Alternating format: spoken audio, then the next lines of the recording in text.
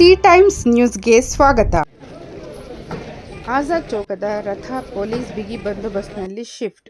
ಚಿಂತಾಮಣಿ ನಗರದ ಹೃದಯ ಭಾಗದ ಆಜಾದ್ ಚೌಕದಲ್ಲಿದ್ದ ಪುರಾತನ ಕಾಲದ ರಥ ಬೇರೆಡೆ ಬಿಗಿ ಪೊಲೀಸ್ ಬಂದೋಬಸ್ತ್ನಲ್ಲಿ ಶಿಫ್ಟ್ ಮಾಡಿದ ಘಟನೆ ಚಿಂತಾಮಣಿ ನಗರದಲ್ಲಿ ಇಂದು ಬೆಳಗಿನ ಜಾವ ನಡೆದಿದೆ.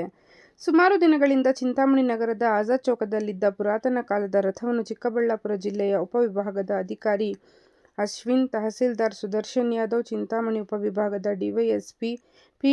ಮುರಳೀಧರ್, ನಗರಸಭೆ ಪೌರಾಯುಕ್ತ ಜಿ. ಎನ್. ಚಲಪತಿ, ಚಿಂತಾಮಣಿಯ ಬೆಸ್ಕಾಂ ಅಧಿಕಾರಿ ಶಿವಶಂಕರ್ ರೆಡ್ಡಿ ನೇತೃತ್ವದಲ್ಲಿ ಇಂದು ಬೆಳಗ್ಗೆ 5 ಗಂಟೆ ಸಮಯದಲ್ಲಿ ನಗರದ ಆಜಾದ್ ಚೌಕದ ಹರಿಹರೇಶ್ವರ ದೇವಸ್ಥಾನದ ಮುಂಭಾಗದಲ್ಲಿದ್ದ ಪುರಾತನ ಕಾಲದ ರಥ ಪುನರ್ ಡೈಮಂಡ್ ಟಾಕೀಸ್ ರಸ್ತೆಯಲ್ಲಿರುವ ಅದೇ ಜಾಗದಲ್ಲಿ ಸ್ಥಳಾಂತರ ಮಾಡಲಾಯಿತು.